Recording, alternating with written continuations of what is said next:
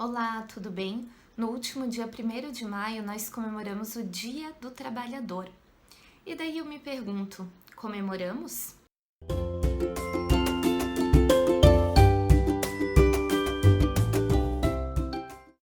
Pois é, para quem não sabe, o Dia do Trabalho, ele é comemorado esse 1º de maio, né, em muitos outros países, porque é inspirado no dia 1º de maio de 1886, que foi uma data onde houve uma grande greve pelos trabalhadores de uma indústria têxtil em Chicago, nos Estados Unidos.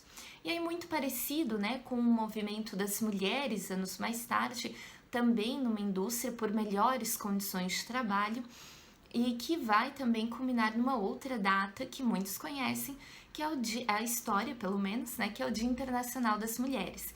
E sobre o Dia do Trabalho também não se fala muito sobre a história da data.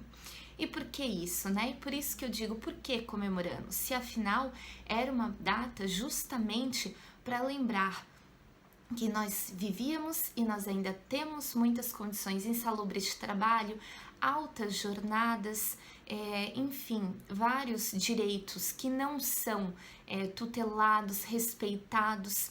E aí essa era uma data para se questionar, para refletir sobre as estruturas socioeconômicas, para reivindicar por melhores condições de trabalho, por direitos. E ao longo dos anos isso foi mudando de conotação, principalmente aqui no Brasil, após a era Vargas, o governo se apropriou dessa data e começou a celebrar, a promover festivas, inclusive em prol do Dia do Trabalhador. Vamos comemorar, né? Afinal, o trabalho dignifica o homem, né? Com aquelas frases que nós ouvimos até hoje e que nós vamos colocando até hoje no nosso inconsciente. E aí a gente começa a comemorar como uma data comemorativa, como várias datas no nosso calendário que se tornam muito mais mercadológicas, ou, mais um feriado, né? Que bom, um feriado no meio da semana. E não nos trazem mais as reflexões necessárias.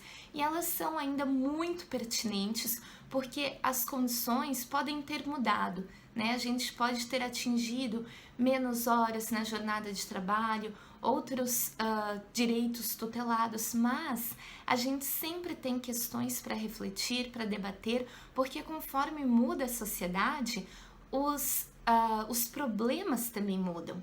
Nós temos outras características a que pensar, a que reivindicar, e aí nós encontramos uma situação hoje presente no Brasil para trazer só uma delas, né, gente, que é a questão da informalidade.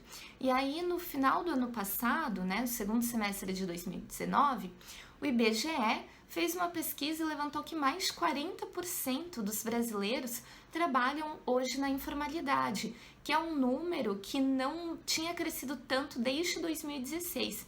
E aí o que isso significa? Será que é bom a informalidade? Será que não é? A gente precisa se lembrar que na informalidade os trabalhadores não têm direito a 13º, a férias, não tem um monte de garantias, de direitos tutelados, não tem hora para trabalhar, não tem licença maternidade. E aí as mulheres são a maioria nessa informalidade, não só no Brasil, mas no mundo. E o que isso nos traz à mente? Não só que ainda é difícil para as mulheres se inserirem ao mercado de trabalho, como a elas são destinados subempregos.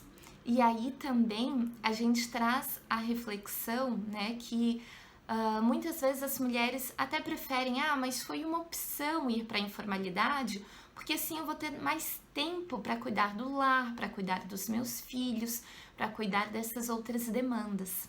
E aí o que está presente ali? Mais uma característica da nossa sociedade construída, constituída estruturalmente, culturalmente, nessa lógica patriarcal, machista, e que coloca as mulheres neste local de cuidado.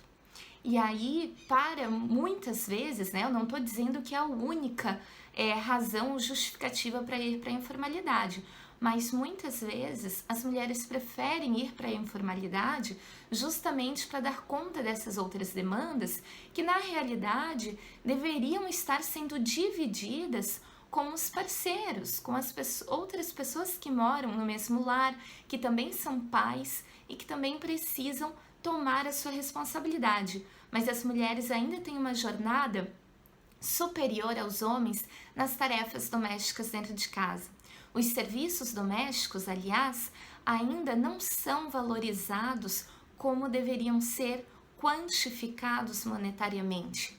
E então é muito importante a gente olhar para isso no Dia do Trabalhador, nos fazer esses questionamentos, essas implicações, o porquê que ainda as mulheres, por mais que estejam, né, a gente na nossa realidade atual vê muito no mercado de trabalho, mas não atingem grandes cargos, não atingem ainda uma igualdade salarial. Tudo isso é resquício da nossa construção histórica. E como que a gente vai mudar? Ficam aí as minhas reflexões para a gente fazer, para a gente se questionar sempre e não passar mais essas datas só achando como mais um dia de folga, um dia de celebração, mas que a gente retome esse espírito para questionar e para reivindicar os nossos direitos. Obrigada!